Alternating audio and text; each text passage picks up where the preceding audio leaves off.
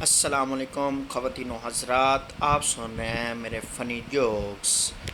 بیوی، آج آپ مجھے اسی طرح ٹریٹ کریں جیسے شادی سے پہلے کرتے تھے۔ شوہر نے گاڑی نکالی، بیوی کو ریسٹورنٹ لے گیا، ڈنر کروایا، خوب گپ شپ کی، راستے میں آئس کریم کھلائی اور اس کے ابا کے گھر کے باہر چھوڑ کر آ گیا۔ ایک نیا شادی شدہ جوڑا ہوٹل میں کھانا کھانے گیا۔ شوہر نے جیسے ہی کھانا شروع کیا تو بیوی نے ٹوکا، آج آپ کھانے سے پہلے دعا مانگنا بھول گئے۔ شوہر: بیگم، یہ ہوٹل ہے اور یہاں باورچی کو کھانا بنانا آتا ہے۔ پہلی عورت: شادی کے شروع میں میرے میاں بھاگ بھاگ کر میری ہر خواہش پوری کرتے تھے۔ دوسری عورت: تو اب کیا ہوا؟ پہلی عورت: اب فرمائش سنتے ہی بھاگ نکلتے ہیں۔ مرغی کا کوے سے رشتہ ہو گیا۔ جب مرغے کو پتہ چلا تو وہ مرغی کے پاس گیا اور بولا، میری آواز پورے شہر میں گونجتی ہے، مرغوں کی یونین کا پریزیڈنٹ بھی ہوں۔ مرغی: میں تمہارے جذبات کی قدر کرتی ہوں، لیکن امی ابو کی خواہش ہے کہ لڑکا ایئر فورس میں ہو۔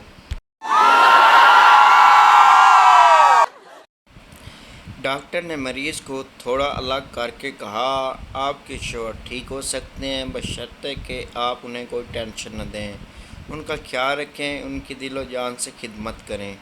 بیوی واپس آئی تو مریض شوہر نے پوچھا، ڈاکٹر نے کیا کہا ہے؟ بیوی نے بیزاری سے کہا، ڈاکٹر نے جواب دے دیا ہے۔ شیخ صاحب بیگم سے لڑ کر جذباتی ہو کر اپنی قبر کے لیے خطبہ لکھوا کر لائے۔ شیخ شوکت: تاریخ پیدائش 1970، تاریخ وفات 1995۔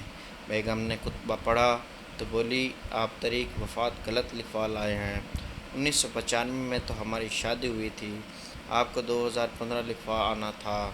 شیخ صاحب بولے، جس وقت میری تم سے شادی ہوئی تھی میں اسی وقت مر گیا تھا۔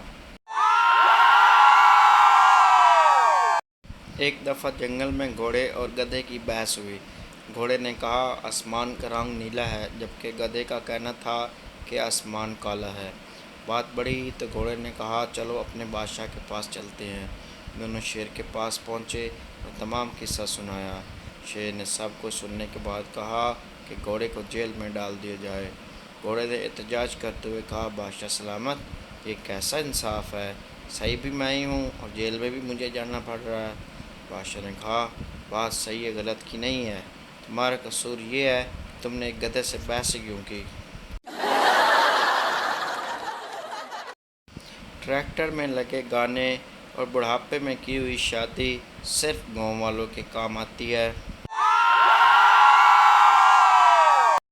میری منگیتر زیادہ پڑھی لکھی نہیں تھی، ایک دن فون پہ مجھے کہنے لگی، یہ پروٹوکول کیا ہوتا ہے؟ میں نے بہت سمجھایا لیکن وہ سمجھی نہیں، تو میں نے آسان کر کے یوں سمجھایا کہ دیکھو، جب ہماری شادی ہو جائے گی تو میں کام پہ ہوں گی، جب گھر آنے کا وقت ہوگا تو میرے لیے تیار ہوگی، لپسٹک لگاؤ گی، کھانا بناؤ گی، میرے کپڑے استری کرو گی، میرے سارے کام کرو گی، تو اسے پروٹوکول کہتے ہیں۔ یہ سن کر اس نے ایک تاریخی جملہ بولا اور فون بند کر دیا۔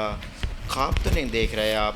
دوستو، اگر ویڈیو اچھی لگی ہے تو میرے چینل کو لائک کریں، سبسکرائب کریں اور زیادہ سے زیادہ ویڈیو کو زیادہ سے زیادہ لوگوں تک شیئر کریں۔ شکریہ، اللہ حافظ۔